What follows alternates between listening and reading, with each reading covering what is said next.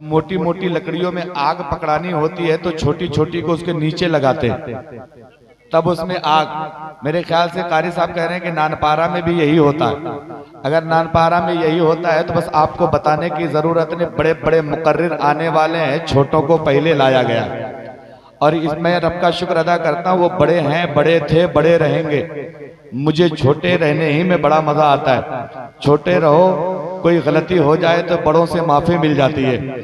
ख्वाजा साहब से मोहब्बत करने वालों, ख्वाजा साहब ने दुलेजा आला हजरत ने तकरीबन 16 जगह, कारी शाही साहब आला हजरत ने दुआ कबूल होने की 16 जगह अपने फतावा रज़मिया में नोट किया। ये 16 जगह ये हैं जहां दुआएं कबूल होती हैं। उन 16 जगहों में से हिंदुस्तान में जिस जगह का नाम लिखा गया है उसे मज़ार ख्वाजा गरीब नवाज कहा जाता है। सुभान अल्लाह। मज़ार ख्वाजा गरीब इसी नानपारा की सरजमीन पे न जाने कितने बेटे ऐसे होंगे जो ख्वाजा साहब की दुआओं से दुनिया में आए हैं, न जाने कितनी बेटियां ऐसी होंगी जो ख्वाजा साहब के मज़ार की बरकत से अल्लाह ने उन्हें दुनिया में वजूद बख्शा है। अल्लाह ने वलियों को इतनी ताकत दी है, इतनी पावर दी है। आओ जरा मैं पावर और ताकत की बात बताऊं। और ओ नानपारा वालों, एक बात बिल्कुल क्लियर अपने दिमाग में रखो, 2 चीजें ऐसी हैं जो अल्लाह हर वली को अता फरमाता है। नंबर 1, वली के लिए बड़े से बड़े वक्त को छोटा कर दिया जाता है और वली के लिए लंबी से लंबी दूरी को मुख्तसर कर दिया जाता है। बेशक, सुभान अल्लाह। ये 2 चीजें हैं जो अल्लाह तकरीबन हर वली को ये करामत अता फरमाता है। अब आओ जरा चलते हैं गौसे आजम की बारगाह में, जो वलियों के शहंशाह हैं, बगदाद के वाली हैं, शहंशाह है कुतुब है, शहंशाह है अगवासो अवतादो अबदार है। गौसे आजम की बारगाह में एक दिन गौसे आजम नबी की मेराज पे तकरीर कर रहे थे। गौसे आजम फरमा रहे थे कि नबी को जब मेराज में बुलाया गया तो जन्नती पानी से नहलाया गया, जन्नती कपड़ा पहनाया गया। नबी मक्के में सो रहे थे, मक्के से निकले हैं, हतीम काबा में पहुंचे, हतीम काबा से मुस्तफा निकले हैं, मदीना पहुंचे, मदीने से बैतुल मुकद्दस, बैतुल मुकद्दस से पहला आसमान, दूसरा आसमान, तीसरा आसमान। गौसे आजम गौसे आजम सरकार की यही मेराज का वाकया बयान कर रहे थे। एक बंदा मजमे से उठा जाने लगा, तवज्जो है, मजमे से एक बंदा उठा जाने लगा। लोग परेशान कि आखिर गौसे आजम बता रहे हैं मेराज की बात, ये जाने लगा। अब वो गया अपनी बीवी के पास, बीवी ने पूछा क्यों चले आए? गए थे ख्वाजा, गए थे गौसे आजम की तकरीर सुनने, चले क्यों आए? कहने लगा आज तक इतना बड़ा झूठ मैंने कोई सुना ही नहीं। बोले कैसा झूठ? बोले अच्छा ईमानदारी से बताओ।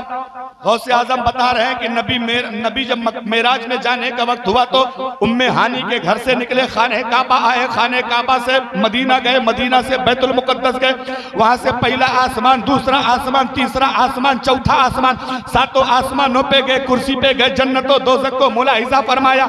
और जब वापस आए तो रात खत्म भी नहीं हुई थी और बिस्तर गर्म था। सुभान अल्लाह। बीवी से कहने लगा बताओ ये अकल में आने वाली बात है? ये तो झूठ बोल रहे हैं, झूठ, साफ साफ झूठ बोल रहे हैं। बीवी कहने लगी ऐसा तो मत कहो, अल्लाह के वली है, अल्लाह के बुजुर्ग बंदे हैं, ऐसा कैसे हो सकता है? लेकिन वो कहने लगा ना ना, मैं तो अब दोबारा इनकी महफिल में कभी नहीं जाने वाला हूँ।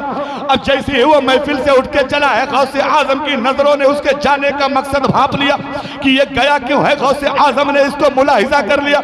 अब वो बीवी के पास गया तो बीवी कहती अच्छा छोड़ो, सारी बातें किनारे करो, ये बताओ आज खाने में क्या बनाया जाए? आज खाने में क्या बने? कहने लगा रुको मैं बाजार जाके मछली लेकर आता हूं, आज वही मछली पकाओ फिर शाम को खाया जाए।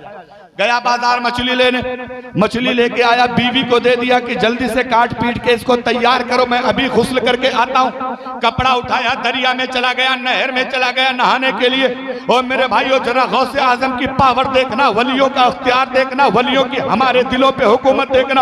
अब कपड़ा उठाया है, दरिया में गया है नहाने के लिए, कपड़ा किनारे रखा, दरिया में डुबकी लगाया, उस पार निकला तो अल्लाह ने उसको लड़की बना दिया। अल्लाह ने उसको लड़की बना दिया, और लड़की ऐसी वैसी नहीं, बिल्कुल टॉप क्वालिटी की खूबसूरत लड़की बना दिया।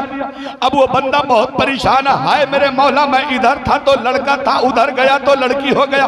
अब करूं तो क्या करूं, लड़की बन के घर पे जाऊंगा तो मुझे पहचानेगा कौन, लड़की बन के घर पे जाऊंगा तो मुझे समझेगा कौन। इतने में एक बादशाह की सवारी उधर से गुजर रही तो उसने देखा बड़ी खूबसूरत लड़की दरिया के किनारे बैठी है।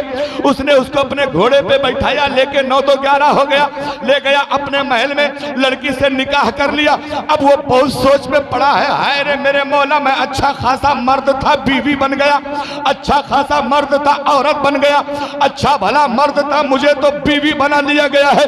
अब बीवी बनते तो बीवी और मर्द में क्या काम होता है। एक एक करके तकरीबन 6 या 7 बच्चे उसके यहाँ पैदा हुए।